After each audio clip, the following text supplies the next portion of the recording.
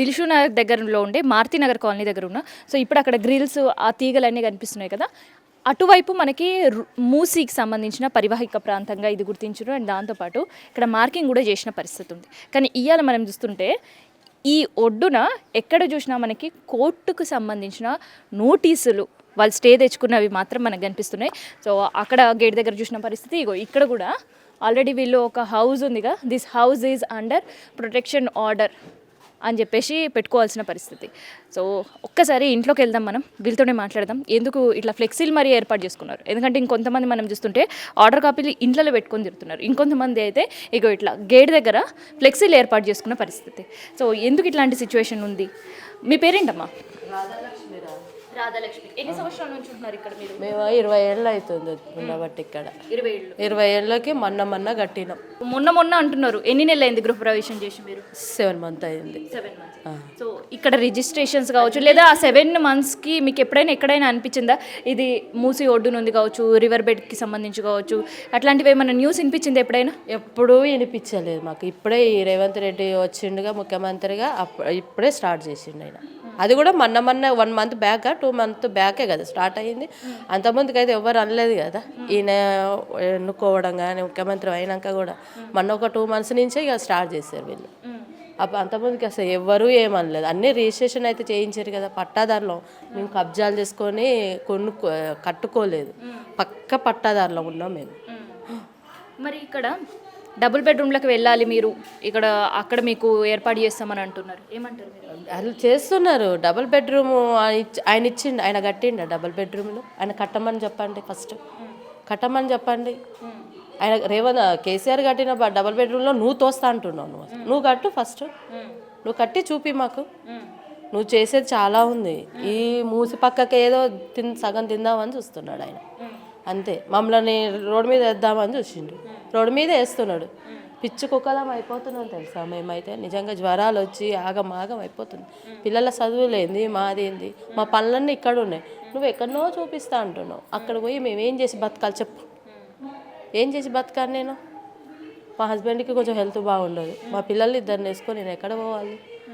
మొన్న లోన్ తీసుకొని మరి కట్టుకున్నాను మేడం. నేను 30 లక్షలు 40 లక్షల దాకా దగ్గర నాకు తెలుసు. ఇల్లు 5 ఏళ్ళు పట్టింది నాకు ఇల్లు స్టార్ట్ చేస్తే. 5 ఏళ్లకు మొన్న 7 months అయింది నేను ఇంట్లోకి వచ్చి. 29వ తారీఖు మొన్న 7. ఇవాళ నువ్వు కబ్జాదారులు అంటున్నావు. కబ్జాదారులు నువ్వు కబ్జాదారువి. నువ్వు ఇప్పుడు మా ఆస్తులను తీసుకొని నువ్వు కబ్జాదారులు అయినా కానీ మేము కాలేదు కబ్జాదారులు, మేము కాలేదు. అన్నీ ఇచ్చినావు కదా. మీ కాంగ్రెస్ పరిపాలన ఉన్నప్పుడు 10 years ఉన్నారు మీరు. అప్పుడు 10 years ఉన్నప్పుడే మేము కొనుక్కున్నాము. అయితే ఒక్కసారి ఇది కొత్త ఇల్లు అంటుంది, దాదాపు 7 months మాత్రమే ఇంట్లోకి వచ్చి అని చెప్పేసి. సో ఒక్కసారి వాళ్ళ ఇంట్లో లోపలికి వెళ్దాం, మనం వెళ్ళి అసలుకి వాళ్ళ ఇల్లు గురించి ఆమె ఏం చెప్తుంది అనేది కూడా మనం మాట్లాడదాం. వాడిచ్చే డబుల్ బెడ్రూమ్ మాకెందుకురా? అలా తెలియదా?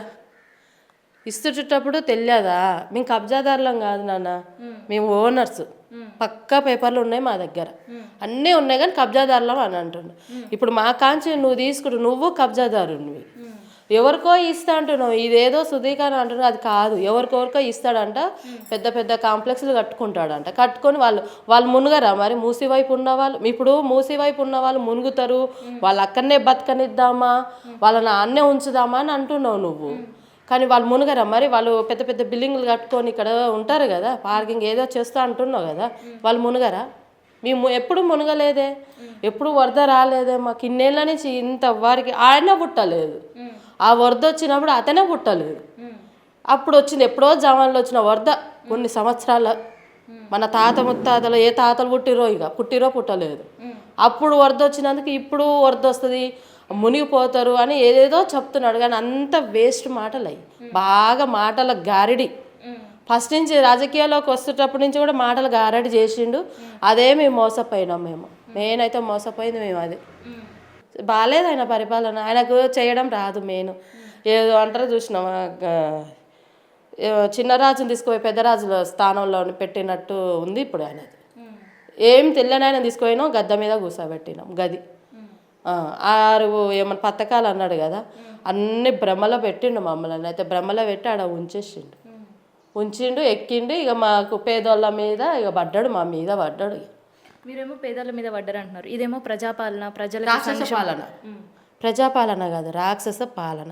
వెనకట స్వతంత్రం కోసం బ్రిటిష్ వాళ్ళు మన భారతీయులు ఎట్లా కొట్లాడుకోరో ఇప్పుడు కాంగ్రెస్ నుంచి మేము పేదవాళ్ళం ఇట్లా కొట్లాడుతున్నాం. విముక్తి కోసం మరి వదిలిపెట్టరా నాయన, మమ్మల్ని వదిలిపెట్టి మమ్మల్ని మేము మా మానని మేము బతాము. మాకు మునిగినా సచ్చినా మా ఇళ్ళల్లో మేమే చస్తాం, కానీ మేము ఎవ్వరిని ఏమి చెయ్యము. గవర్నమెంట్ మమ్మల్ని ఆదుకోండి అని కూడా మేము చెప్పము. మాకు వద్దు, బాగాలేదు, నీ పరిపాలన బాగాలేదు, నువ్వు బాగాలేవు, వదిలేసే మమ్మల్ని, మేము ఇలానే బతికేస్తాం.